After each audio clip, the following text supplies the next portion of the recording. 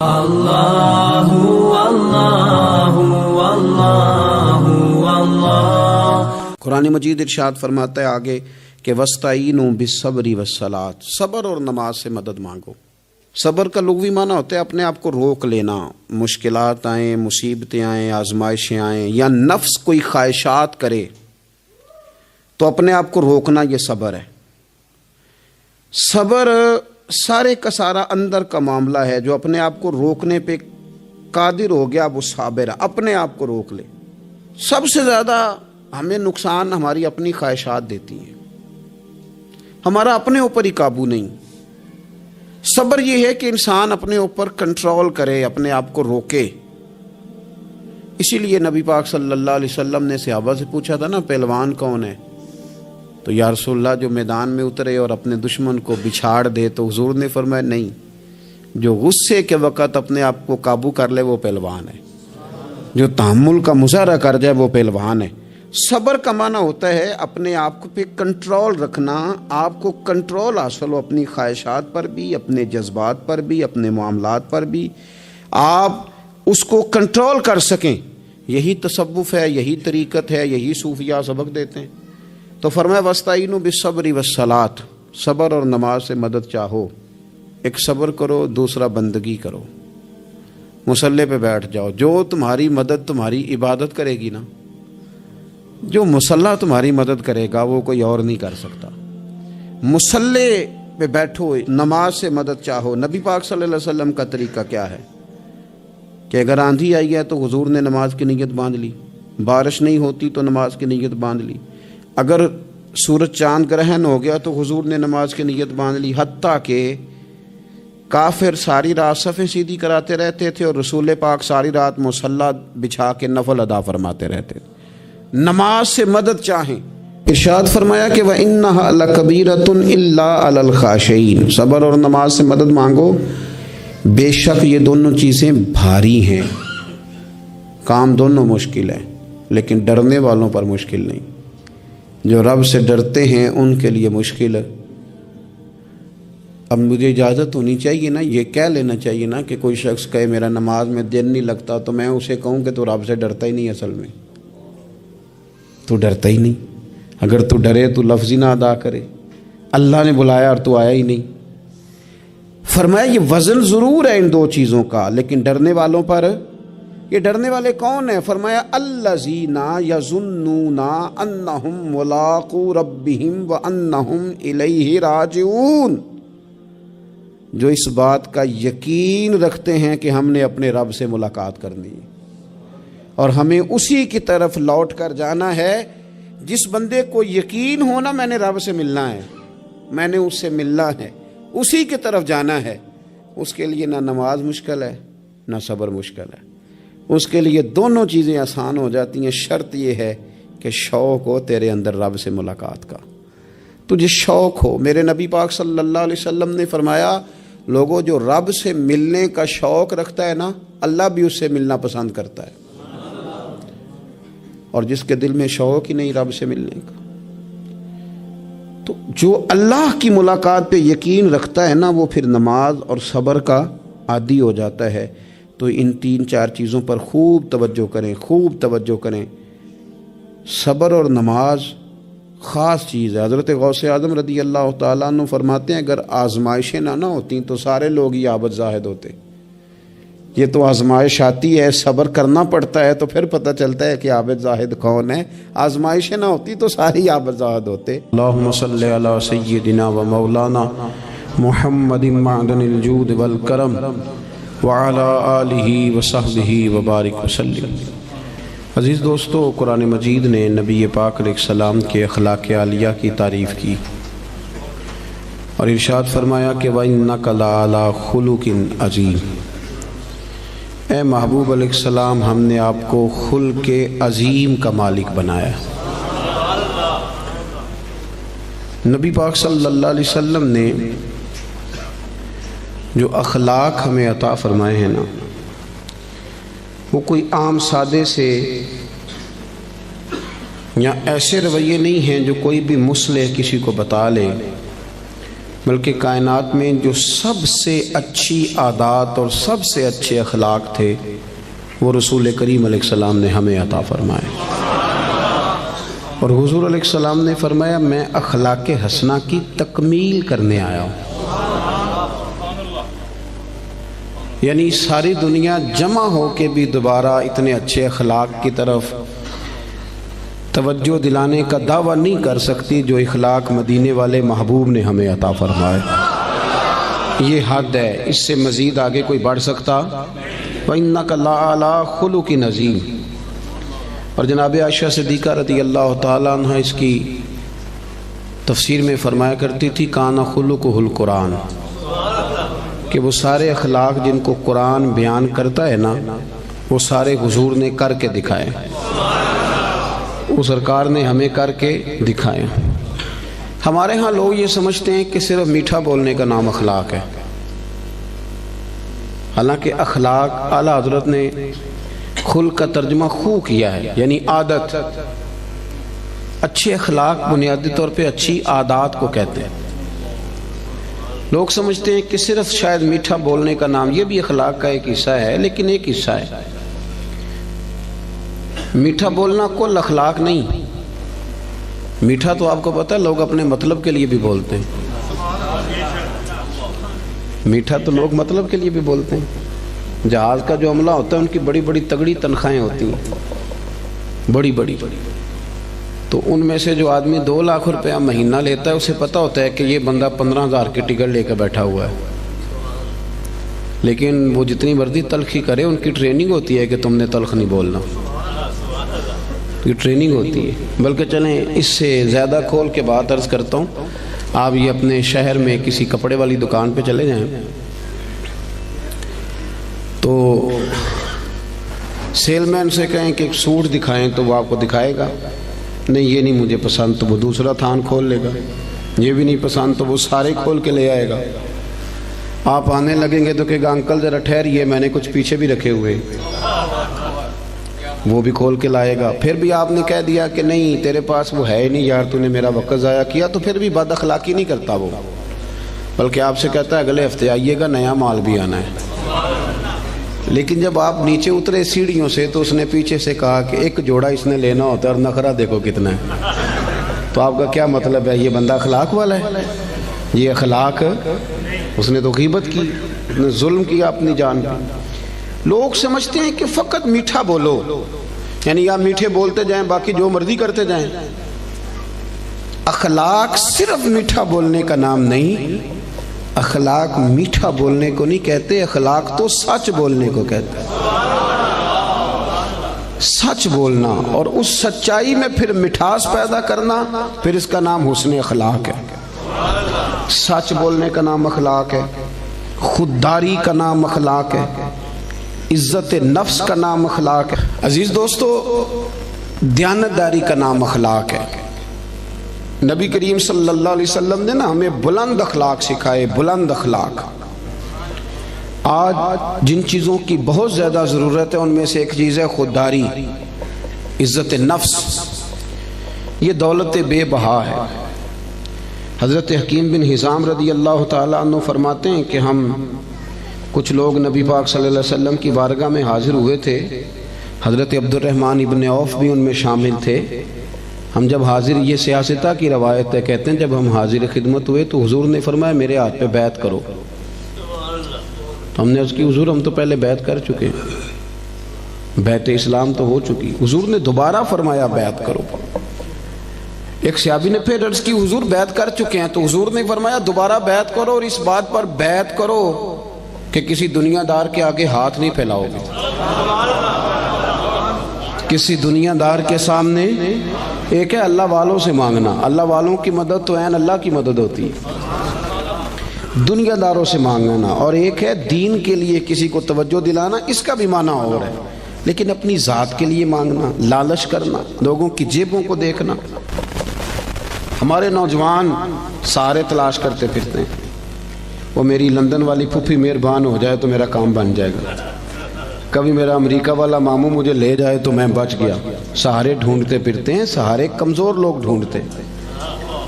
کمزور لوگ سہارے ڈھونڈتے ہیں، اسلام تو وہ والا اخلاق سکھاتا ہے کہ سہارے ڈھونڈو نہ بلکہ کسی کا سہارا بن جاؤ، سہارا بنو کسی کا۔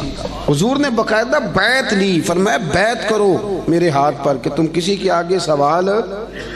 تو حضرت حکیم بن حزام کا اپنا یہ حال تھا کہ بوڑھے ہو گئے تھے، ضعیف تھے، چلتے تھے تو کمر میں تکلیف ہوتی تھی۔ ایک دفعہ گھوڑے پہ بیٹھے تھے یا اونٹ پہ بیٹھے تھے تو ہاتھ سے درہ گر گیا زمین پہ، آپ کا خادم قریب کھڑا تھا، بڑی مشکل سے گھوڑے سے اترے، وہ درہ اٹھایا، دوبارہ بیٹھنے لگے تو تکلیف ہوئی، 2-3 دفعہ کوشش کر کے بیٹھ گئے تو خادم کہنے لگا حضور مجھے حکم دے دیتے میں پکڑا دیتا۔ فرمانے لگے کیسے تمہیں کہہ دیتا؟ میں نے اپنے محبوب سے وعدہ کیا ہے کہ زندگی میں کسی دنیا دار سے سوال نہیں کروں۔ یہ کمزور لوگ ہوتے ہیں میرے بھائی۔ غیرت، اقبال نے کہا، اقبال کہنے لگے غیرت ہے بڑی چیز جہان تگ و دو میں، غیرت مند بن، تو کسی کے سامنے ہاتھ پھیلاتا ہے۔ غیرت ہے بڑی چیز جہان تگ و دو میں، پہناتی ہے یہ فقر کو تاج سردارا۔ فرمایا فقیر اگر سرداری والا تاج پہننا چاہتے ہیں نا تو پھر وہ ہاتھ پھیلانا چھوڑ دیں۔ مسند امام احمد بن حنبل کی حدیث کے 2 جملے ان کو رٹ کے یاد کر لینا آپ نے۔ ایک شخص نے عرض کیا تھا یا رسول اللہ صلی اللہ علیہ وسلم ذلت کیا ہے؟ تو نبی پاک علیہ السلام نے فرمایا اگر تو لالچ کرے گا تو ذلیل ہو جائے گا، لالچ کرے گا تو ذلیل ہو جائے گا۔ عرض کی حضور پھر عزت کیا ہے؟ تو محبوب فرمانے لگے جو رب نے تجھے دیا ہے نا اس پہ راضی ہو جا، اللہ تجھے عزت عطا کر دے گا۔ خوددار بنے۔ قرآن پاک نے نا تعریف کی ہے اصحاب صفہ کی، قرآن کہتا ہے لا یسألون الناس الحافا، وہ کسی سے لپٹ لپٹ کر سوال نہیں کرتے، پیٹوں پہ پتھر باندھے ہوئے، کئی دنوں سے روٹی نہیں کھائی، پر کسی سے لپٹ لپٹ کر سوال ہے۔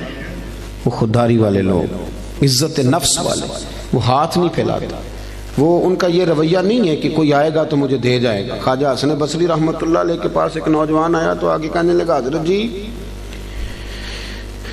مجھے سمجھ لگ گئی آج کے بعد میں نے کام کوئی نہیں کرنا، اب میں گھر بیٹھوں گا اللہ روزی دے گا۔ آپ فرمانے لگے جی وہ کیا سمجھ لگ گئی ہے؟ کہنے لگا میں نے آج عجیب بات دیکھی ہے، میں جنگل میں گیا ہوا تھا، ایک شیر آیا ہے، اس نے ایک بکرے کا شکار کیا، کچھ اس نے کھایا ہے، پھر اس نے باقی کا اپنے پنجوں میں پکڑا ہے، پہاڑی کے اوپر چڑھ گیا، وہاں ایک نابینا لومڑی بیٹھی تھی، باقی کا اس نے اسے کھلایا ہے۔ تو مجھے مسئلے کی سمجھ آ گئی ہے کہ جو اللہ لومڑی کے لیے بندوبست کر سکتا ہے میرے لیے بھی کرے گا، لہذا اب کام نہیں کرنا۔ تو خواجہ حسن بصری فرمانے لگے سبحان اللہ کیا تیری سوچ ہے، تو نے 2 کردار دیکھے، ایک لومڑی دیکھی ایک شیر دیکھا، او خدا کے بندے تو نے لومڑی بننے کا فیصلہ کیا، شیر بننے کا کیوں نہیں کیا؟ تو شیر بننا، شکار مار، کھا بھی اور کھلا بھی، کھا بھی اور کھلا بھی۔ پڑھے نا ابن ماجہ شریف، ایک صحابی حاضر خدمت ہوئے، عرض کی حضور کچھ دیجئے۔ یہ نوجوان میری بات پہ خاص توجہ کریں۔ اب وہ اقبال کہا کرتے تھے لہو مجھ کو رلاتی ہے جوانوں کی تن آسانی، کہتے ہیں آرام پسند ہے، کہتے کرنا کچھ نہ پڑے، کچھ شارٹ کٹ رستہ ملے۔ بلکہ ہمارے بچے تو اب خواب دیکھتے ہیں کہ سویرے میں اٹھوں تو میرے نا بستر کے نیچے ایک توڑا پیسوں کا پڑا ہوا ہو، یا میری موٹر سائیکل سے بس ٹکرائے کچھ ہے، میں اٹھاؤں تو نیچے ہیرے ہی ہیرے ہوں۔ یہ خواب ہے، تو خواب خواب ہی ہوتے ہیں، ان کو تعبیر کرنے کے لیے محنت کرنی پڑتی، محنت کریں، جد و جہد کریں، خواب نہیں دیکھیں۔ ہمارے ہاں مزاج ہی نہیں، توجہ ہی نہیں۔ ابن ماجہ کی حدیث، ایک شخص نے آ کے عرض کیا تھا یا رسول اللہ کچھ دیجئے، اور کہاں سے اس نے مانگا؟ اس بارگاہ سے کہ جہاں سے قطرے بھی ملے تو دریا بن جایا کرتا ہے۔ اعلیٰ حضرت فرماتے ہیں میرے کریم سے گر قطرہ کسی نے مانگا دریا بہا دیے ہیں۔ در بے، یہ لفظ کیا ہے؟ در بے بہا، در الگ ہے اور بے بہا، شیر ذرا سمجھ کے پڑھا کرا، دور اعلیٰ حضرت ہے نا تو ذرا اعلیٰ سوچ کے ساتھ پڑھنا پڑے گا، ہے نا جی۔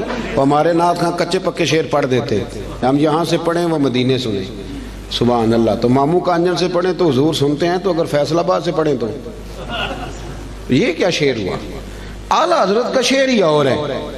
اعلیٰ حضرت کا شعر یہ نہیں ہے کہ ہم یہاں سے پڑھے وہ مدینے سنیں، بلکہ اعلیٰ حضرت کا شعر ہے کہ دور و نزدیک کے سننے والے وہ کان، دور سے بھی اور نزدیک سے سننے والے ایک یہ کان ہے تو ایک کان ہوتی ہے نمک کی کان، سونے کی کان، جس میں سے کچھ خزانے نکلتے ہیں. تو اعلیٰ حضرت فرماتے ہیں دور و نزدیک کے سننے والے وہ کان، کان لالے کرامت پہ لاکھوں سلام. حضور کے جو کان ہے نا وہ کرامت کی کان ہے، وہ وہاں سے کرامت کے لال نکلتے ہیں. فاضل بریلوی کا شعر تو پھر وہ بہت ساری تفسیریں کرتا ہے نا، بار وقت نہیں کہ میں اس طرف جاؤں، مضمون پہ رہنا چاہتا ہوں. مانگا اس نے کچھ آ کے تو نبی پاک صلی اللہ علیہ وسلم نے نا، حضور سب کو دیتے تھے اور بے بہا دیتے تھے، اور جو ایک دفعہ حضور سے مانگتا تھا کہیں اور جانے کی ضرورت ہی نہیں پڑتی تھی. لیکن اس صحابی سے، نوجوان سے نبی پاک نے فرمایا تیرے پاس کوئی شے نہیں، تو مانگنے آیا ہے. تو اس نے عرض کی یا رسول اللہ میرے گھر میں نا ایک کمبل ہے اوڑھنے کا اور ایک پیالہ ہے پانی پینے کا. صحیح بتانا اتنا غریب کو اس محفل میں ہے جس کے گھر میں ایک ہی کمبل اور ایک ہی پیالہ ہو؟ بولتے کیوں نہیں؟ آپ ناراض ہیں؟ چلو نہ ہی کر دیں. کوئی ایسا غریب ہے؟ لیکن آپ ہر تیسرے آدمی سے پوچھیں حال کیا تو وہ رو پڑے گا، کہے گا سب سے غریب میں ہی نہیں. ہر تیسرا بندہ غریب ہے، پریشان ہے. اتنا بھی کوئی غریب ہوگا کہ ایک پیالہ پانی پینے کا اور ایک کمبل اوڑھنے کا؟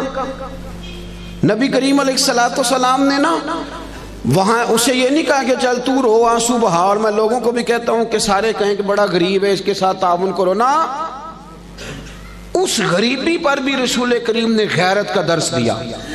حضور نے فرمایا جا کمبل اور پیالہ لے کے آ. وہ لے کے آئے تو اللہ کے رسول نے فرمایا کون خریدے گا بھائی؟ ایک صحابی نے عرض کی حضور 1 دینار، دوسرے نے کہا 2 دینار. حضور نے 2 دینار والے کو کمبل اور پیالہ بھی بیچ دیا. اس نے نہیں کہا کہ حضور 2 ہی چیزیں تھی وہ بھی بیچ دینے لگے ہو.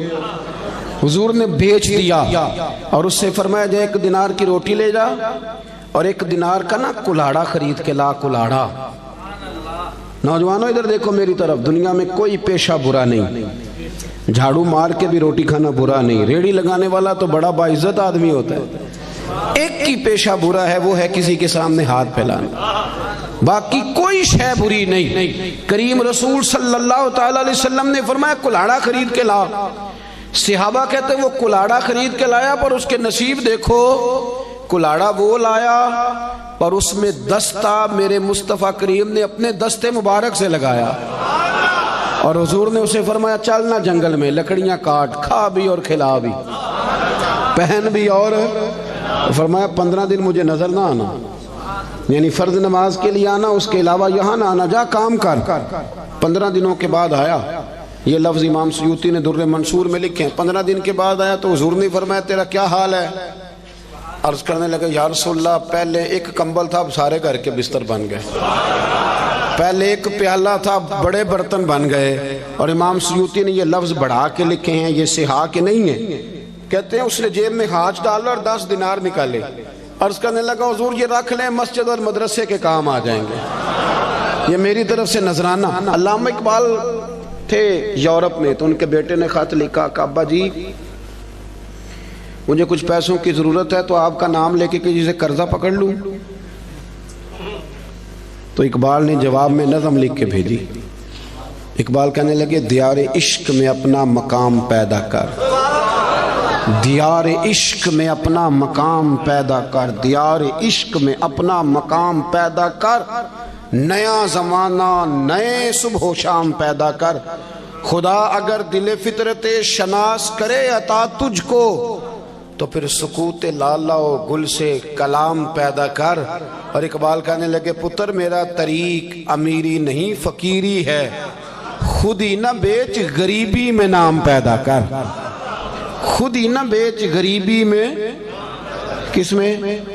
یہ نوجوان کیوں نہیں بولتے جن سے میں بات کر رہا ہوں؟ غریبی میں نام.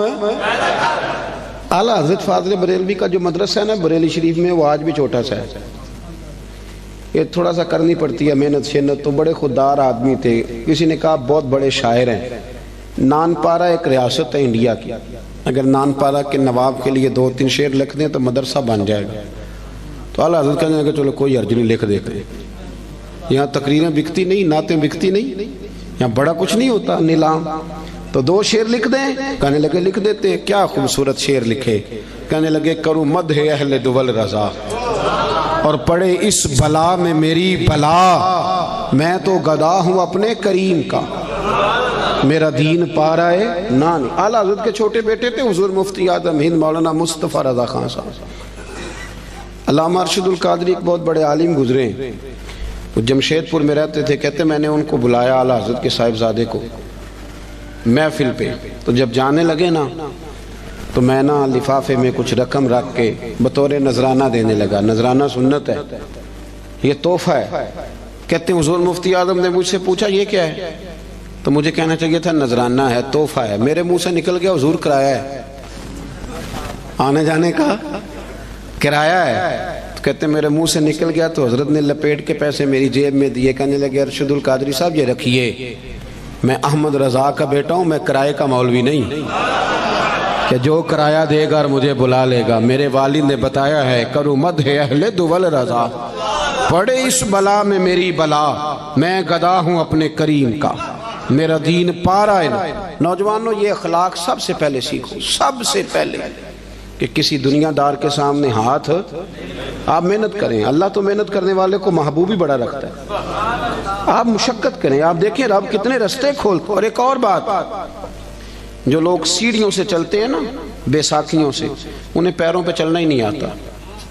اگر اپنے پیروں پہ چلنا سیکھو گے نا تو ایک دو دفعہ لڑکھڑاؤ گے، پھر سیدھے کھڑے ہو جاؤ گے، سیدھے کھڑے ہو جاؤ گے۔ سب سے پہلا اخلاق یہ سیکھو کہ کچھ بھی ہو جائے تھوڑے پہ گزارا کرو، تھوڑے، لیکن اپنے گھر کے اندر رہو۔ اگر آپ کا اپنا مکان ہے اور وہ کچا ہے تو ہمیں کیا ضرورت ہے کسی کا پکا دیکھنے کی، جو ہمارا ہے وہ محل ہے، ہمیں کیا ضرورت، خودداری، عزت۔ اور دوسرا اخلاق، آپ کو پتہ ہے نبی پاک صلی اللہ علیہ وسلم کی سب سے پہلے شہرت کیا ہوئی تھی؟ کہ صادق اور امین ہے۔ صادق اور بول کے بتائیے، حضور سب سے پہلے معروف کس بات سے ہوئے؟ ہمارے ہاں نا پاکستان کے آئین میں جھوٹ کی سزا ہی کوئی نہیں، پاکستان کے آئین میں جھوٹ کی سزا، آپ جائیں تھانے اسے کہیں اس بندے نے میرے ساتھ 50 جھوٹ بولے ہیں، وہ کہے گا اس کا پرچہ ہی نہیں ہو سکتا۔ اور جھوٹ اتنا عام ہو گیا، غلط بیانی، جھوٹ، اور وہ طے کر کے بولتے ہیں لوگ جھوٹ، طے کر کے، یعنی شادی کارڈ پہ جان بوجھ کے لکھتے ہیں کہ 12 بجے کھانا ہے، کھلاتے ہیں 12 بجے، کیوں لکھتے ہیں؟ یہ جھوٹ نہیں، کیوں آپ نے جھوٹ لکھا؟ پھر اس کے ساتھ آپ نے انشاءاللہ کا جملہ بھی استعمال کیا، کیا ضرورت تھی اس کی؟ اتنا جھوٹ۔ ایک بچہ مجھے کہنے لگا حضرت صاحب میری اماں سے کہہ دیں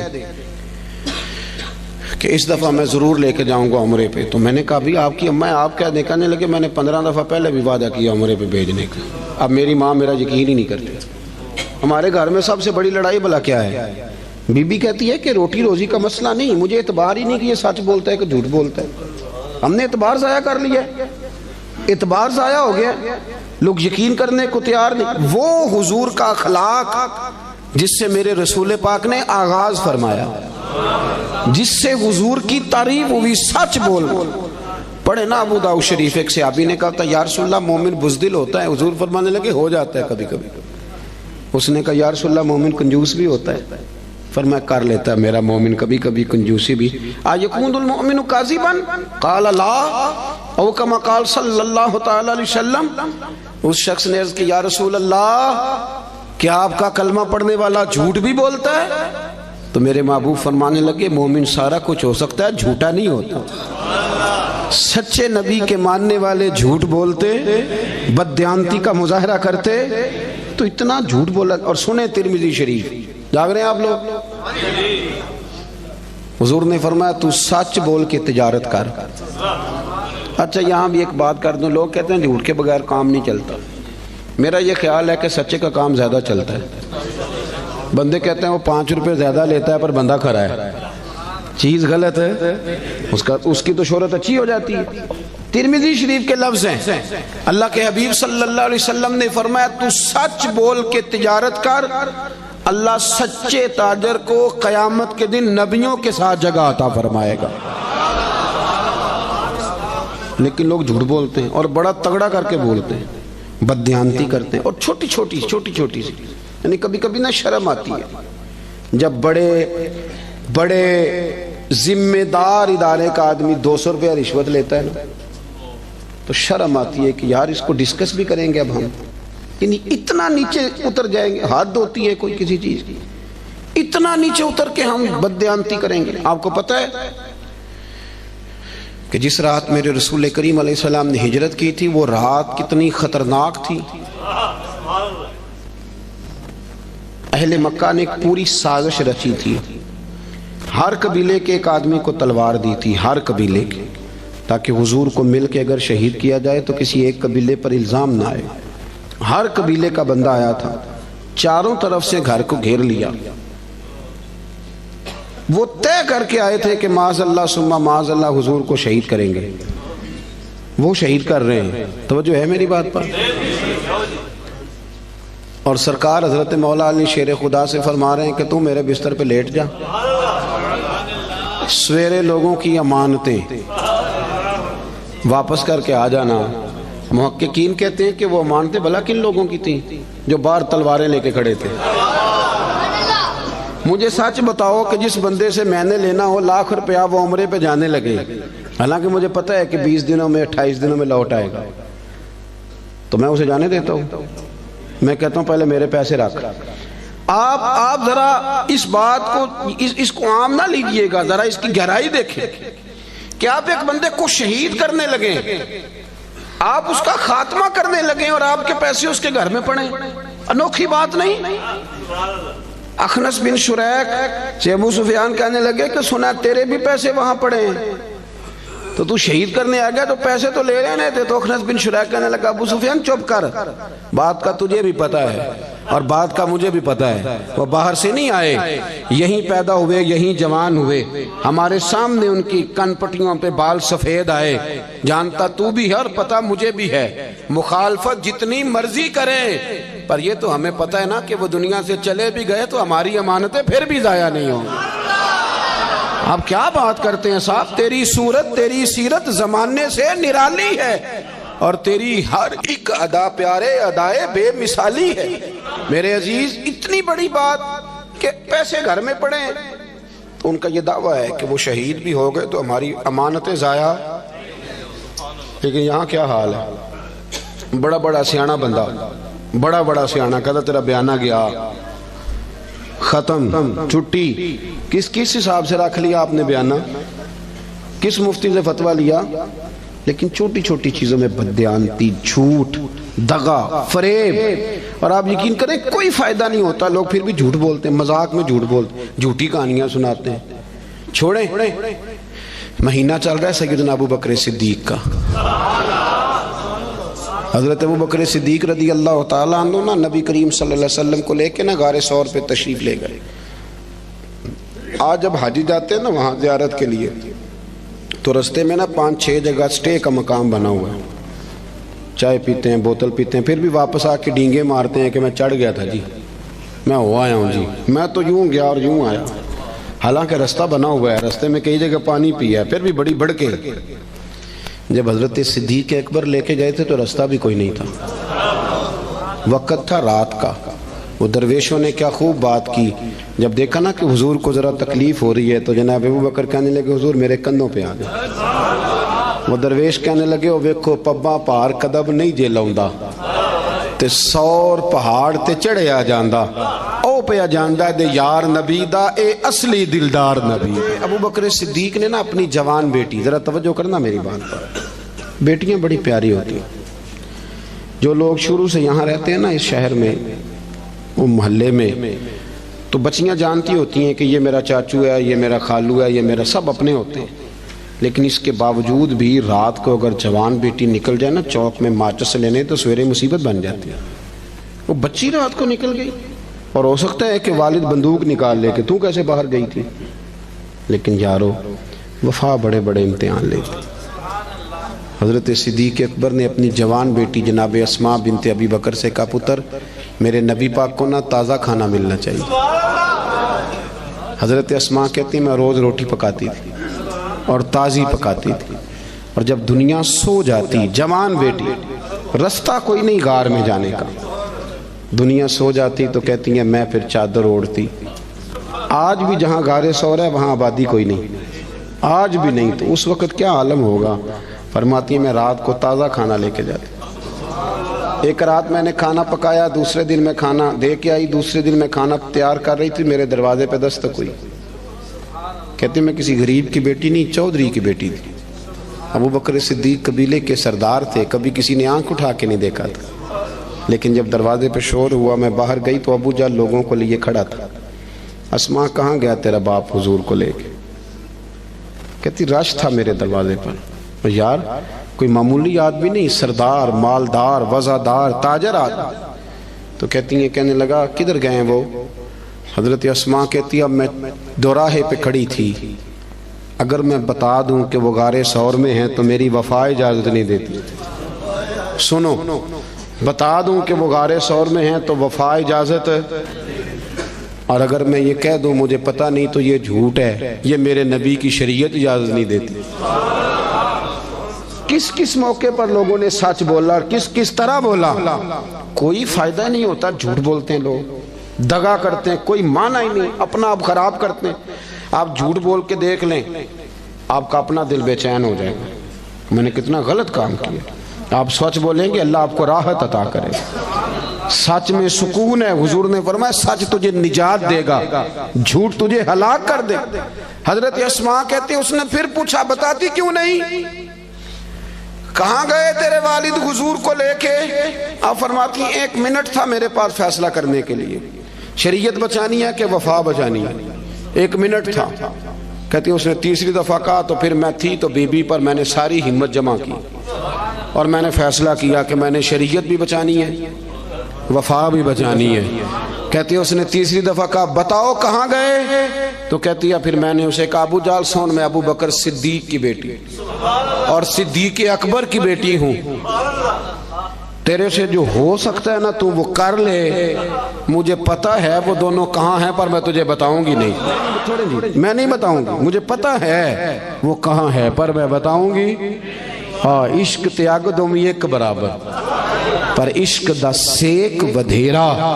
اگ تے ساڑے ککھ تے کانے، عشق ساڑے تن میرا.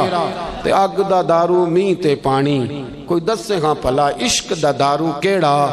بلے شاہ تے کچھ نہیں بچدا جتھے عشق ہوران دا ڈیرا. فرمایا دونوں چیزیں بچانی ہیں. میں نے فوراً کہا، میں نے کہا مجھے پتہ ہے پر میں بتاؤں گی. کہتے ہیں جب میں نے یہ کہا تو اسے بڑا غصہ آیا، اس نے ایک تھپڑ مارا، زمین پہ گری، کان میں بالی تھی، پتھر کو لگا کان تو کان پھٹ گیا.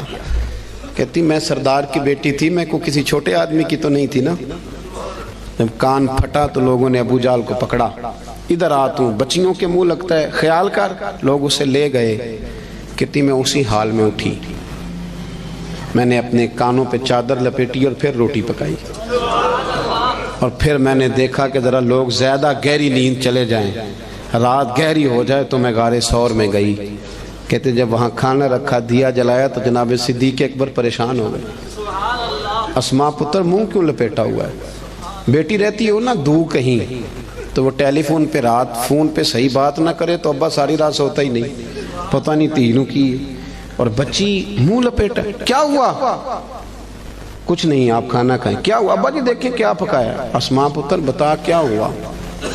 جب جناب صدیق اکبر کی تشویش دیکھی تو حضور سید عالم آقا کریم نے فرمایا اسماء بتاتی کیوں نہیں، کیا ہوا؟ عرض کی حضور کچھ نہیں، ابو جال آیا تھا، اس نے پوچھا ہے میں کیا کرتی، اگر بتا دیتی تو دل اجازت نہیں دیتا تھا، اور اگر جھوٹ بولتی تو آپ کی شریعت میں منع ہے. حضور میں نے اسے کہا ہے مجھے پتہ ہے بتاؤں گی نہیں، تو اس نے تھپڑ مارا ہے. یہ کہہ کے جناب اسماء نے جب چہرے سے کپڑا ہٹایا تو خون پھر بہنے لگا. حضرت صدیق اکبر نے آنسو سمیٹ کے دامن میں چھپائے تو میرے محبوب نے ہاتھ اٹھائے، کہا اے اللہ میں ابو بکر سے راضی ہوں، تو بھی میرے صدیق سے راضی ہو جاؤ. میرے عزیزو ہم تو نا بلا وجہ کا جھوٹ، بلا. حضرت معروف کرخی رحمت اللہ تعالی علیہ، بغداد کے لوگ آپ کے پاس آئے، کہنے لگے حضور دعا کر دیں بغداد میں بارش نہیں ہوتی. تو آپ فرمانے لگے یہ جو میرے سامنے کریانے والا ہے نا، یہ جو دال بیچتا ہے، شکر بیچتا ہے، گڑ بیچتا ہے، اس سے دعا کراؤ بارش ہو جائے گی. لوگ کہنے لگے حضرت صاحب وہ تو ہمارے ساتھ ہی نماز پڑھتا ہے، سارا کچھ ہے، ہم جانتے ہیں. فرمایا اس سے دعا کراؤ بارش ہو جائے گی. لوگ کہتے ہیں جا کے اسے کہا میاں دعا کر دو، کہنے لگا حضرت صاحب سے کراؤ، تو کہنے لگی انہوں نے ہی تو بھیجا ہے۔ اچھا انہوں نے بھیجا ہے؟ ہاتھ اٹھا دیے، یا اللہ تیرے بندے کہتے ہیں تیرے بندے نے بھیجا ہے، مہربانی کر بندوں پہ رحم فرما۔ ابھی دعا پوری بھی نہیں ہوئی کہ رب کریم نے بارش عطا کر دی۔ لوگ چلے گئے، کچھ جو اہل دل تھے وہ دوڑے ہوئے حضرت معروف کرخی کے پاس آئے، عرض کی حضور یہ کوئی علیحدہ نمازیں پڑھتا ہے واپس آ کے، الگ نمازیں پڑھتا ہے؟ تو آپ فرمانے لگے نہیں اتنی پڑھتا ہے جتنی تم پڑھتے ہو، سنت شریعت کا پابند ہے، داڑھی رکھی ہوئی ہے، 5 وقت مسجد آتے ہو، تو حضور پھر اتنی قبولیت؟ آپ فرمانے لگے 35 سال ہو گئے میرے سامنے دکان کرتا ہے، یہ سودا پورا تولتا ہے اور گاہکوں کے ساتھ سچ بولتا ہے۔ تو جو بندہ 35 سال سے سچ بولے، اللہ کی نافرمانی نہ کرے، وہ بھی جب ہاتھ اٹھائے تو عرش کا مالک فوراً دعائیں قبول فرمائے۔ ایک تیسری بات یہ سنیں کہ حضور کا اخلاق یہ ہے کہ زندگی کا کوئی لمحہ ضائع نہیں کرنا، بے مقصد وقت نہ گزارے کبھی بھی۔ سرکار نے نا لوگوں کو ایک مقصد دیا، اس مقصد پہ چل نکلے۔ حضرت بلال کا بھی مقصد تھا، حضرت عمر فاروق کا بھی ایک، حضرت خالد بن ولید کا بھی ایک۔ میری بات کی سمجھ آ رہی ہے؟ کوئی زندگی میں نا کوئی مقصد بنائے، اور اگر اللہ دے توفیق تو پھر میرے نبی کریم کے دین کی خدمت کو بھی مقصد بنائے۔ پتہ میں آپ کو عرض کروں، کسی بندے کو لو لگ جائے نا کہ میری 4 بہنیں جوان ہیں، میرا ابا بوڑھا ہو گیا ہے، تو 4 بہنیں اس سے چھوٹی ہوں تو پردیس چلا جاتا ہے اور کہتا ہے پہلے ان 4 کی شادی کروں گا پھر اپنی کروں گا۔ کرتے ہیں کہ نہیں ایسے لوگ؟ کرتے ہیں نا، لو لگ گئی ہے نا کہ میں نے اپنے گھر کو چلانا ہے۔ کسی کو گھر چلانے کی لو لگ گئی، کسی کو مکان بنانے کی، کسی کو بہنیں بیانے کی، کسی کو ماں باپ کو حج کرانے کی۔ کچھ ایسا بھی ہونا چاہیے کہ دین آگے پھیلانے کی بھی لو لگ جائے۔ ہم نے نا بحث سمجھ لیا ہے کہ دین بس بحث کرنے آیا ہے، 1 ربیع الاول سے 12 ربیع الاول تک بحث کرو کہ میلاد منانا چاہیے کہ نہیں، اور ٹکا کے کرو۔ اور جن کی 7 نسلیں میلاد مناتی آ رہی ہیں اور سارے منا، وہ بھی پوچھتے ہیں ہر سال ہی کہ جائز ہے کہ ناجائز ہے۔ میں کہتا ہوں اب بس کریں، اب کتنا کو پوچھنا ہے، اب عمل کا رستہ اختیار کریں۔ اب اور میں نے اس دفعہ دوستوں سے کہا تھا کہ میرا دل کرتا ہے اب یہ نہ پوچھو میلاد منانا چاہیے کہ نہیں، اب میرا یہ دل کرتا ہے کہ ہم سے یہ پوچھیں کہ میلاد کی جھنڈیاں وضو کر کے لگانی چاہیے کہ بغیر وضو کے بھی لگ جاتی ہیں۔ اب ساری زندگی یہیں اڑے رہنا ہے، آگے بھی تو بڑھو نا تھوڑا سا۔ دین کے لیے نا جد و جہد نہیں، شوق نہیں، بلکہ بہانے بازی ہے، فلانا لڑتا ہے، فلانا ایسے کرتا ہے، فلانا۔ چھوڑیں، آپ نے عمل کب کیا ہے؟ دین کو تھوڑا سا مقصود بنائیں، کوئی ایک لائق سا بچہ نکال کے نا اسے دین کا عالم بنائیں، کچھ تھوڑا سا نا دینی چیزوں کو پڑھیں، کچھ لوگوں کو پڑھنے کی رغبت دیں۔ ہمارے ہاں نا وہ کسی ایک مدرسے کا کوئی استاد، اس کی فوٹو چھپ جائے نا اس نے بڑا مارا ہے اور بچے کے کمر پہ نشان پڑ گئے تو فوٹو اچھی چلتی ہے سوشل میڈیا پہ 4 دن۔ مجھے بھی ایک نے لا کے دکھائی، کہنے لگے مولوی صاحب مار مار کے دیکھو کی حال کیتا ہے۔ میں نے اسے کہا کہ کتنے مدرسے ہیں پاکستان میں؟ مدرسوں کی تعداد ہزاروں میں، تو یہ ایک بندہ آپ کو ایسا نکلا ہے تو آپ نے ادھم مچا دیا ہے۔ اس نے غلط کیا، اسے ایسا نہیں کرنا چاہیے تھا۔ پر آپ میرے ساتھ چلے، میں بتاتا ہوں یونیورسٹیوں میں کیا کیا خرابیاں ہیں، کالجوں میں کیا خرابیاں ہیں۔ آپ حیران ہوں گے کہ نشہ سب سے زیادہ یونیورسٹیوں اور کالجوں میں بکتا ہے۔ آپ نے کبھی دیکھا ہے کوئی مولوی ہائی لائٹ کرتا ہو کہ یونیورسٹیوں میں یہ کچھ ہو رہا ہے؟ کبھی دیکھا آپ نے؟ نہیں کرتے، اس لیے کہ ہم سمجھتے ہیں وطن ہمارا اپنا ہے اور یونیورسٹیاں ہماری اپنی ہیں، پڑھنے والے بچے ہمارے۔ ہم مدارس کے بچوں کو اپنا کیوں نہیں سمجھتے؟ مسجد کو اپنا کیوں نہیں سمجھتے؟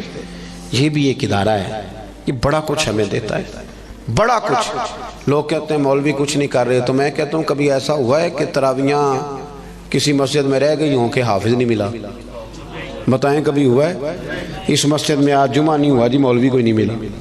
تو مدارس کچھ کر رہے ہیں تو اتنا بڑا انقلاب آیا ہوا ہے۔ ہر شعبے کے لیے آپ کو بندہ ملتا ہے۔ اپنا دین کو مقصد بنائیں، اور کچھ نہ کر سکیں تو کم از کم دینی لوگوں کی حوصلہ شکنی نہ کریں۔ ایسے کوئی بندہ پگڑی باندھ کے آ جائے تو اسے کہہ دے کہ تو اچھا لگ رہا ہے، ویسے ایک میرا دل کر رہا ہے بات کر دوں، وہ بھی میں کر ہی دیتا ہوں۔ آپ نا بیوٹی پارلر سے تیار ہو کے ہیں تو لوگ کہیں گے سونے لگ رہے ہیں، یہی کہیں گے. لیکن اگر آپ امامہ باندھ کے، داڑھی رکھ کے، کنگھی کر کے، خوشبو لگا کے ہیں تو لوگ تعریف پھر بھی کریں گے، پر یہ نہیں کہیں گے سونے لگ رہے ہیں، کہیں گے کتنا نورانی چہرہ ہے. تو دین کے رنگ میں تو تعریف بھی بدل جاتی ہے اور مزہ دیتی ہے. تو اپنا مقصود بنائے. مجھے بتایا گیا یہاں مسجد اور بڑی جلدی مدرسے کا بھی آغاز ہونے لگا ہے. میں اس چیز کا قائل ہوں کہ مسجد اور مدرسہ جہاں بھی ہو وہ میرے نبی پاک کی پسند ہے. اپنی توجہات بڑھایا کریں. انسانوں میں غلطیاں ہوتی ہیں. مسجد و مدرسوں میں رہنے والے لوگ فرشتے نہیں ہوتے، انسان ہوتے ہیں. تو غلطیاں جہاں ہوتی ہیں ان کو صحیح کیا جاتا ہے، غلطیوں کی مخالفت شروع نہیں کی جاتی. اس مدرسے کو، اس مسجد کو آپ نے توجہ دینی ہے. توجہ. میرے پاس نا میرے کچھ مریدین جو لاہور سے تعلق رکھتے ہیں وہ سارے آئے ہوئے تھے، کچھ دن ہو گئے. وہ کافی سارے لوگ تھے تو کچھ وظائف کی بات چیت چل رہی تھی. تو میں نے انہیں کہا بھی تمہارا ایک وظیفہ میں نے اور بڑھا دیا. وہ پیر صاحب وہ کیا؟ میں نے کہا آپ جس محلے سے آئے ہیں نا، آپ نے ہر جمعے اپنے محلے کی مسجد کی صفائی کرنی ہے. یہ ہمارا وظیفہ ہے، اس کو آپ نے پڑھنا ہے. اور مسجد کے انتظامی معاملات میں مداخلت نہیں کرنی. امام خطیب کمیٹی کیا کر رہی ہے اس سے سروکار نہیں. مسجد کی صفائی کریں. آپ کر کے دیکھیں، اللہ آپ کو سکون عطا کرے گا. بہت بڑے درویش گزرے، بابا فرید. جو بندہ کہتا تھا نا دل پریشان ہے اسے جھاڑو دیتے تھے، کہتے تھے جا مسجد میں جا کے جھاڑو دے، رب تجھے سکون عطا کرے گا. اور خود فرمایا کرتے تھے اٹھ فریدہ ستیا تے جھاڑو دے مسیت. اٹھ فریدہ ستیا تے جھاڑو دے، بولیے. چلے مذہبی لوگوں سے بھی بات کر ہی لیتے ہیں. وہ امام صاحب کہتے ہیں مسجد کمیٹی دی وہ صفائی کرے. میں تو امام ہوں نا، امام تو نہیں نہ صفائی کرتا ہوتا. تو کمیٹی والے کہتے ہیں حضرت صاحب کرائی صفاؤ تسی کڑا آپ کرنی بالا کو لے کرانی جی، وہ بھی بڑے پکے ہیں. تو میں کہتا ہوں کہ مسجد کمیٹی کی ہے کہ اللہ کی ہے؟ اس یہاں کون آتا ہے؟ اللہ کے پرونے آتے ہیں نا، اللہ کے مہمان آتے ہیں. میں الحمدللہ خوشی محسوس کرتا ہوں مسجد کو صاف کرتا، اس لیے کہ وہ رب کا گھر ہے. تو آپ مسجد میں رہتے ہیں، میں مسجد میں رہتا ہوں، اس کا کیا معنی ہوا کہ ہم اس میں بھی کہیں کہ ہماری حدق ہو رہی ہے، ہم کسی چودھری کا گھر صاف کر رہے ہیں؟ تو رب کریم کا گھر ہے. آپ کیوں ایسی کچی؟ اٹھ فریدہ ستیا جھاڑو دے مسیت، اور تو ستا رب جاگدا تیری ڈاڈے نال پرید. اٹھ فریدہ ستیا، داڑھی آ گیا پور، اگا نیڑے آ گیا پچھا رہ گیا دور. اٹھ فریدہ ستیا تے خلقت ویکھن جا، متے کوئی مل جائی بخشیا تے تم ہی بخشیا جا. ایک بات یہ عرض کی کہ خودداری پیدا کرے، اعلیٰ اخلاق ہے. اور دوسری گزارش یہ کی کہ سچ بولیں، دیانتداری کم. اور تیسرا اپنا کوئی مقصد بنائیں، ایک منٹ بھی زندگی کا ضائع نہ کرے. اور اگر دین مقصد بن گیا تو پھر تو دین بھی مل گیا، دنیا بھی مل گئی. جو میں کہہ سکا دعا کرتا ہوں اللہ اسے قبول فرما لے.